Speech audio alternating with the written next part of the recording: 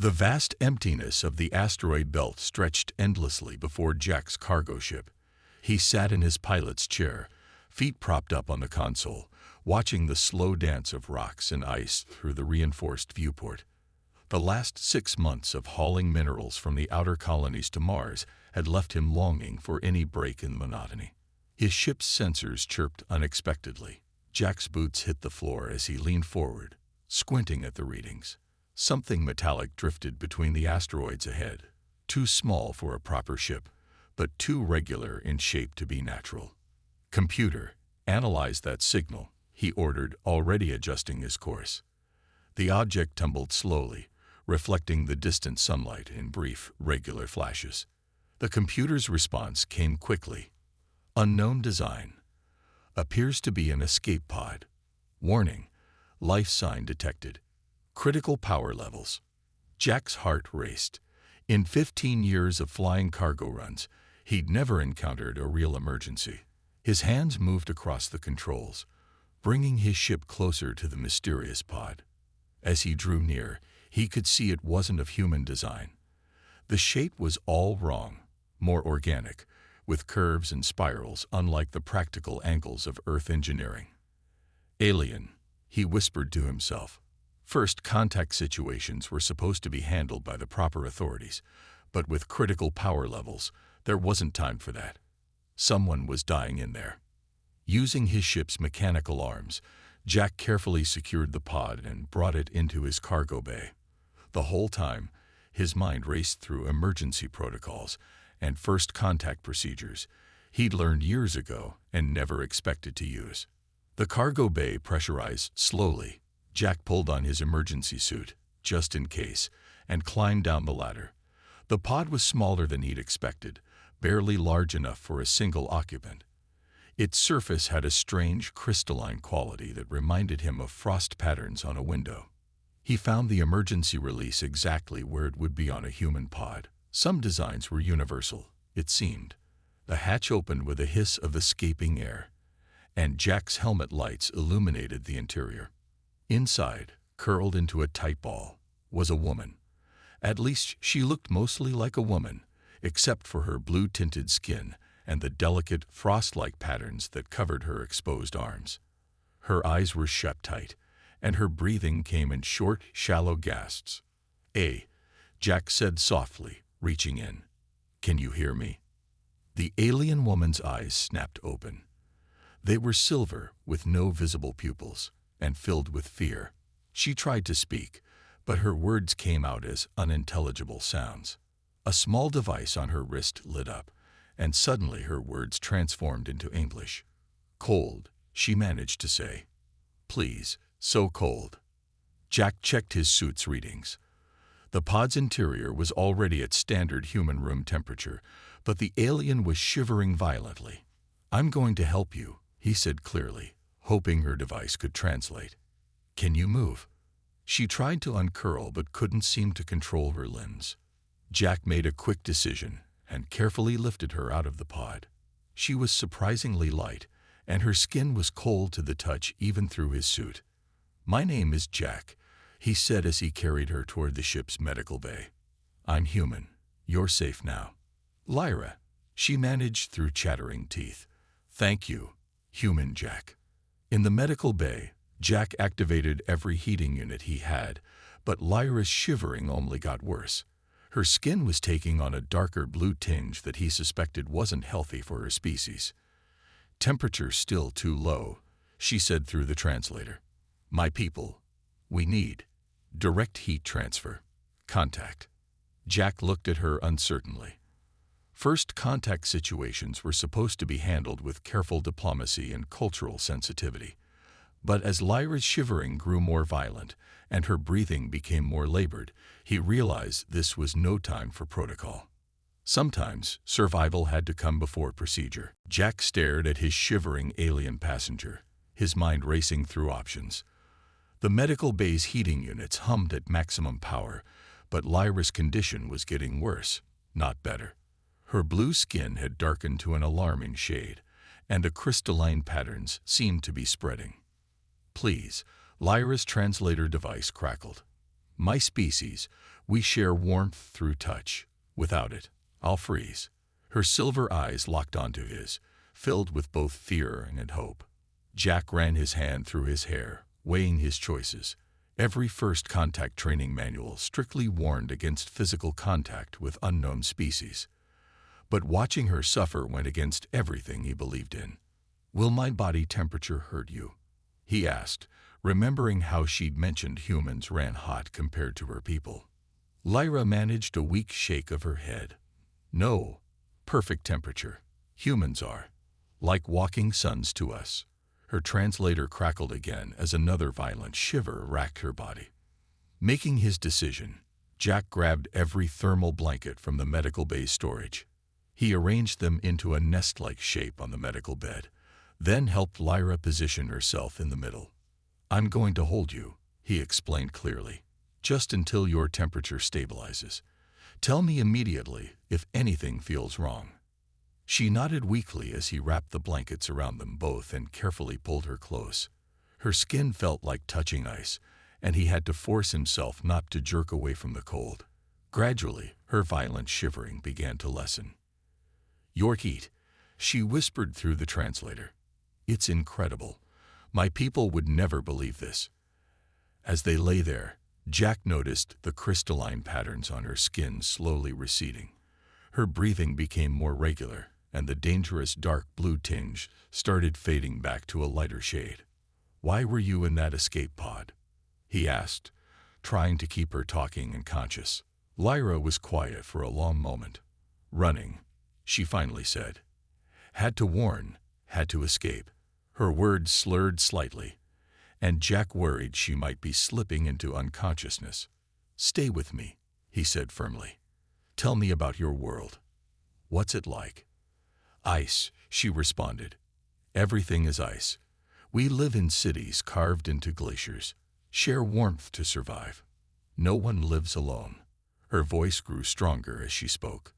"Your body heat, it's like being near a fusion reactor." Jack chuckled. "First time I've been compared to a reactor." He could feel her temperature slowly rising to what he hoped was a safer level. "My people," Lyra continued, "we believed we were the only ones who could survive in space. Thought other species would be too fragile." She moved slightly, adjusting her position. "But you humans, you carry such warmth within you. Always. How do you not burn up?" "Evolution is funny that way," Jack replied. "We're like walking heaters, and you're like living ice sculptures." The translator chirped what might have been a laugh. "Living ice, yes, but ice that needs warmth to survive." The irony is not lost on me. After about an hour, Lyra's temperature had stabilized enough for Jack to carefully disengage from their embrace. He kept the thermal blankets wrapped tightly around her as he stood up. "Thank you," she said softly, "for breaking protocol to save me, for sharing your warmth." Jack shrugged, trying to appear casual despite the strangeness of the situation.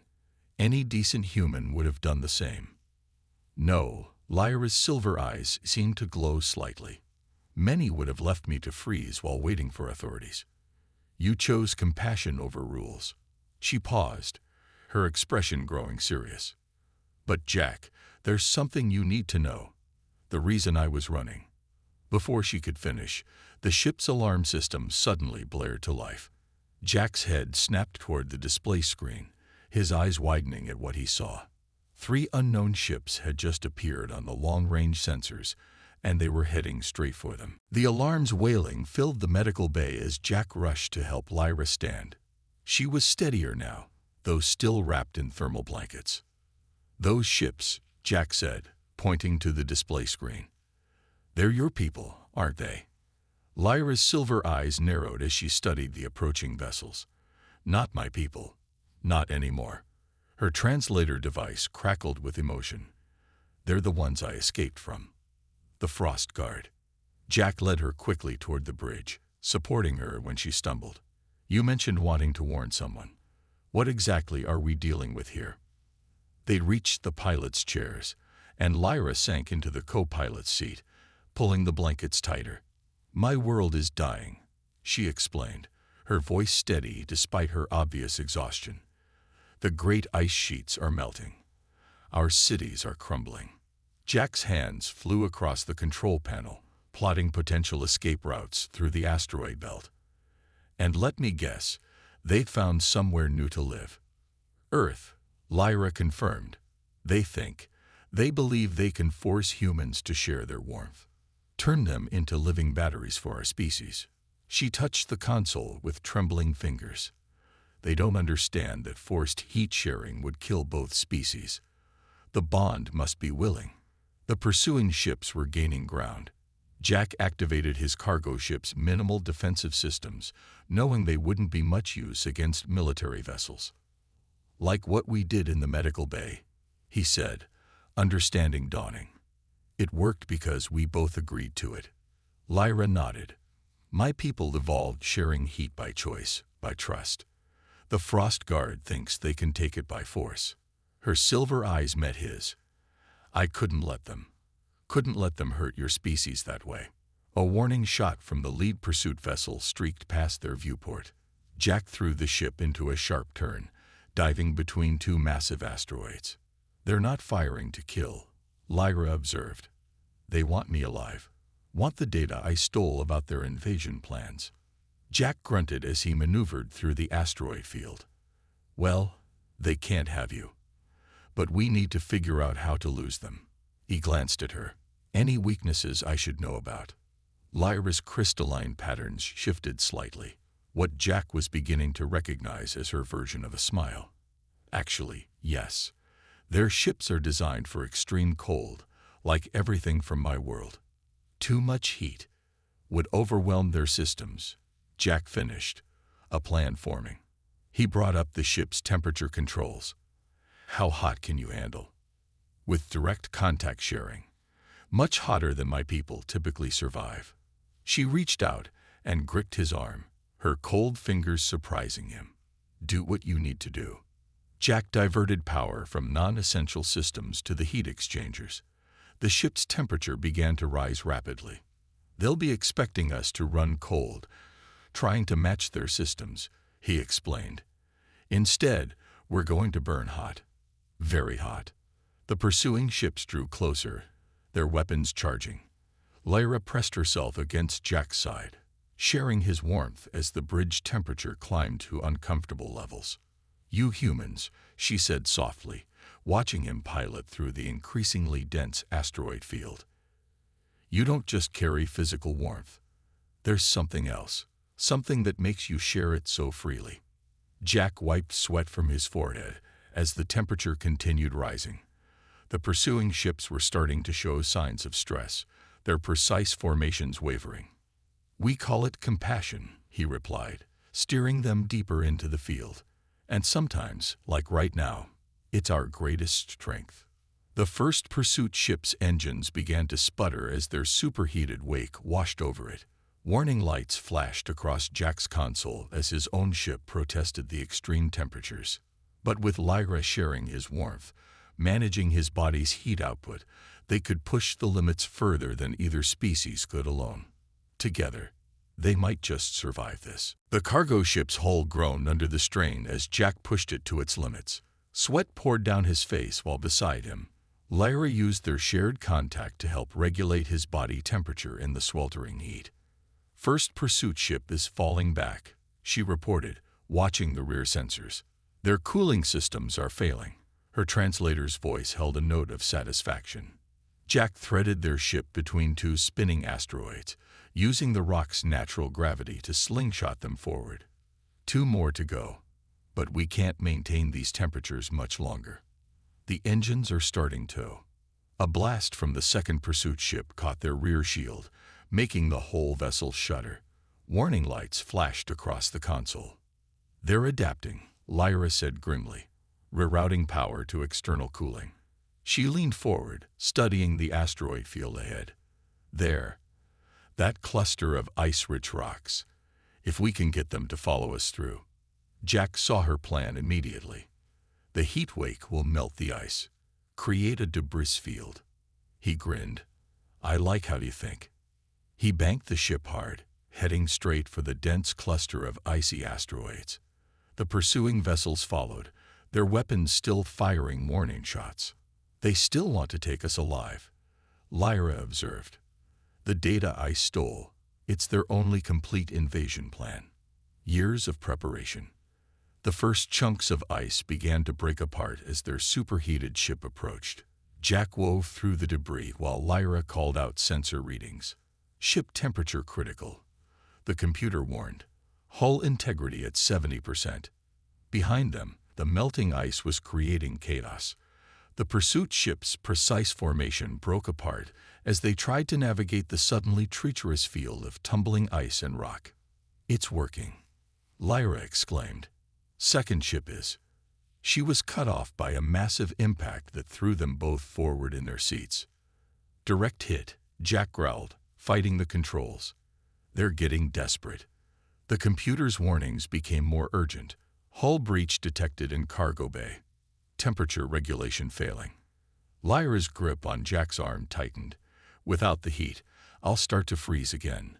Her voice was steady, but he could feel her growing colder already. "Not happening," Jack said firmly.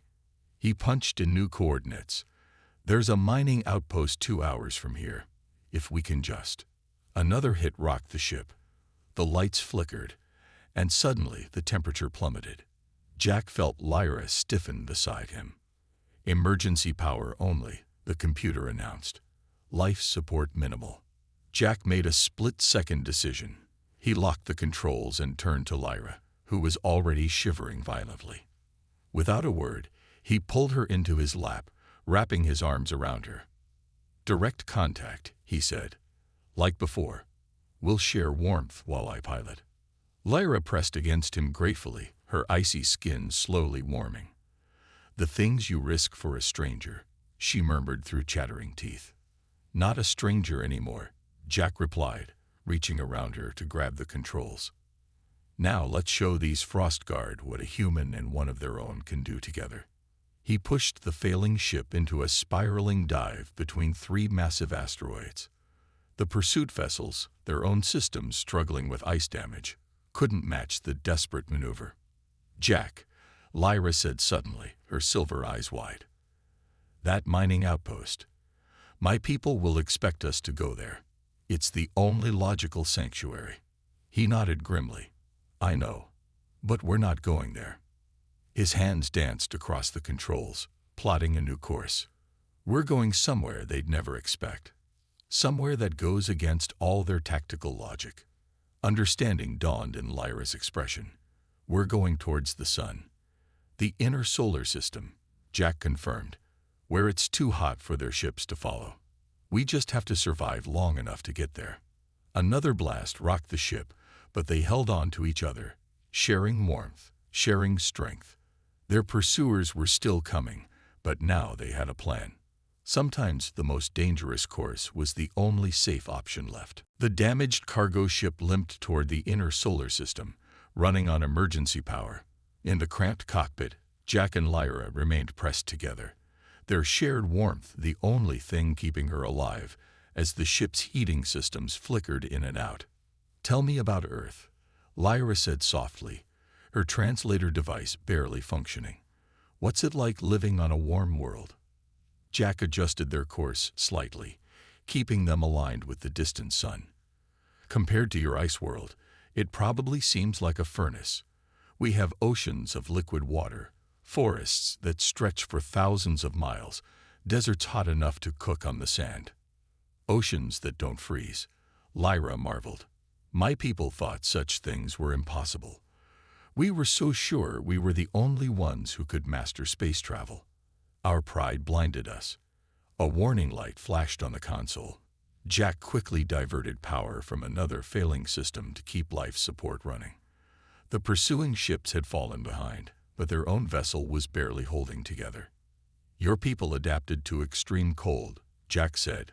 "We adapted to change. Earth has deserts, tropics, Arctic regions. We learned to survive in all of them." Lyra's crystalline patterns shifted in what he now recognized as contemplation.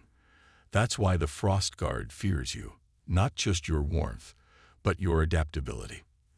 They think if they don't strike first, humans might eventually reach your world anyway, Jack finished, and offer your people a choice instead of conquest.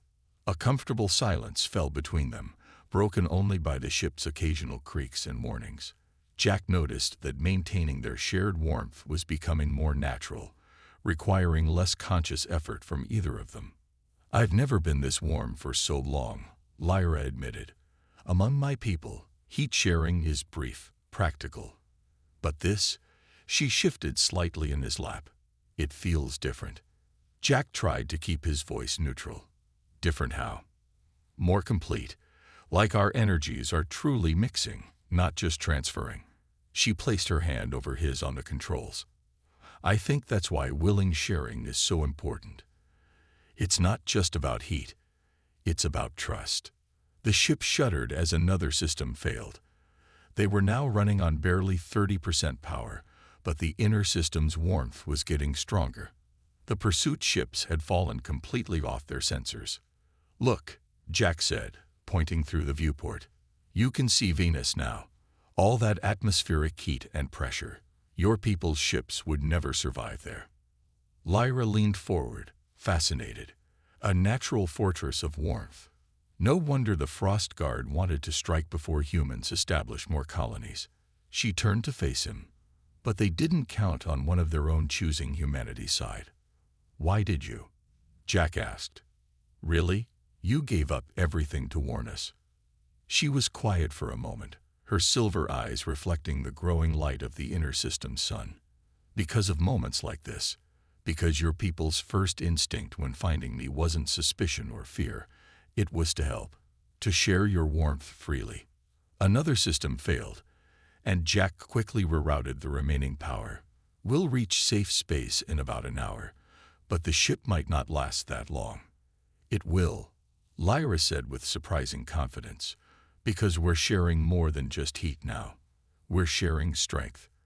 Her translator crackled. "Your people call it trust. Mine call it soul warming. Different words for the same truth." Jack felt the truth of her words in the seamless way they now maintained their temperature together. What had started as desperate survival had become something more, a bridge between two very different species.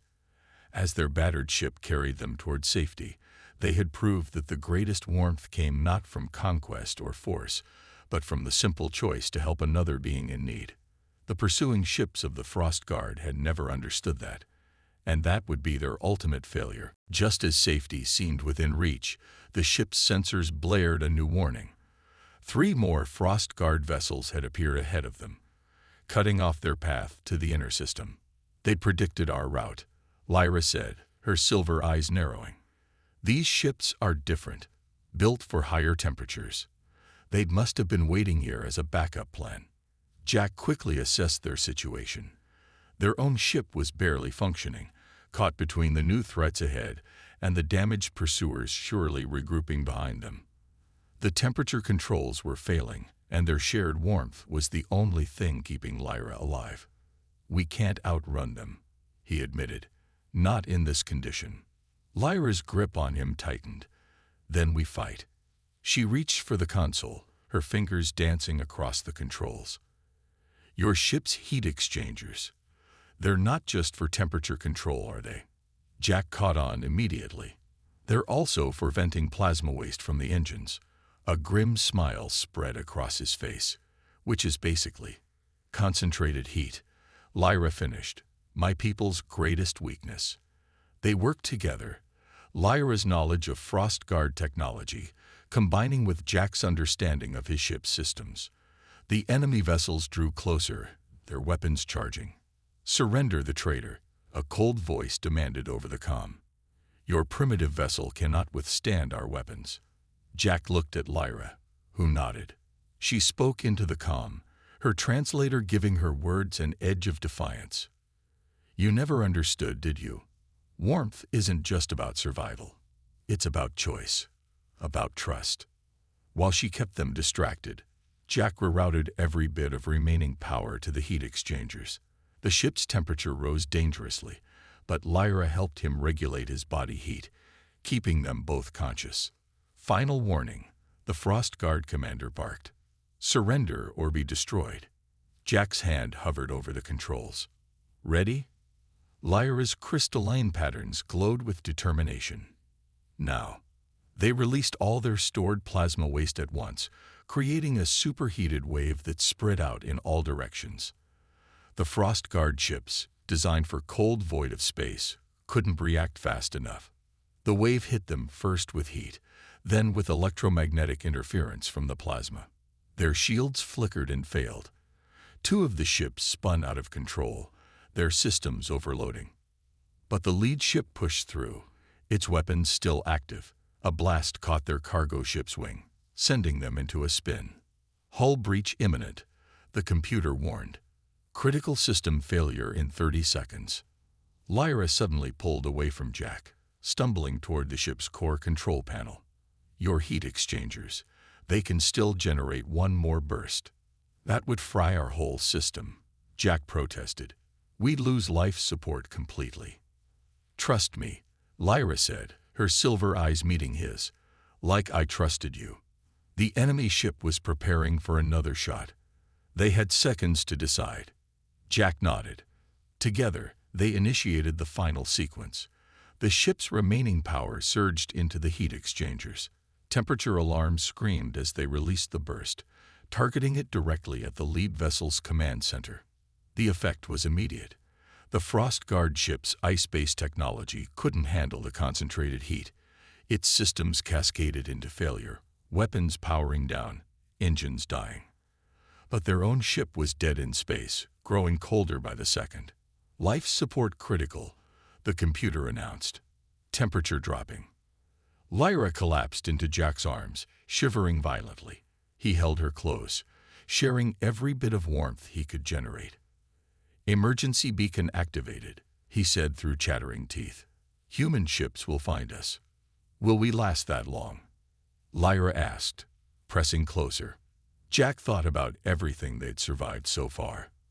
About trust and warmth and choices freely made. "Together," he said firmly. "We share warmth together, remember." Around them, the ship grew colder, but they had proven something remarkable. That the heat of trust and cooperation would always burn brighter than the cold of force and fear. Now they just had to survive long enough for help to arrive. 3 hours had passed in the powerless ship. Jack and Lyra huddled together in the emergency survival pod, sharing what warmth they could as they waited for rescue. The defeated Frost Guard vessels drifted silently nearby, their own systems still recovering from the heat attack. "Tell me something funny," Lyra requested through her weakening translator, trying to keep them both alert. "About humans and their warmth." Jack smiled despite their dire situation. "Well, humans actually complain when it gets too hot. We have machines that make rooms colder, and some people keep their homes like freezers." Her crystalline patterns flickered in what he now knew was amusement. "Your people create artificial cold, while mine dream of warmth. The universe has a strange sense of humor." A light flashed on their emergency beacon.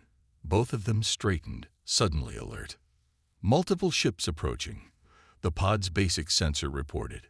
"Human signatures detected." Through the viewport, they watched as 3 Earth security vessels dropped out of faster-than-light travel, their weapons trained on the disabled Frost Guard ships. "This is Earth Security Vessel Horizon," a voice crackled through their emergency comm. "We received your distress signal. And wait, are we reading this right? We're detecting non-human life signs." "This is Jack Thompson, cargo pilot," Jack responded. "I have a political refugee aboard. She needs immediate medical attention, and she has critical intelligence about a planned invasion of Earth." The rescue happened quickly after that. Earth security forces secured the Frost Guard vessels, while a medical team brought Jack and Lyra aboard the Horizon.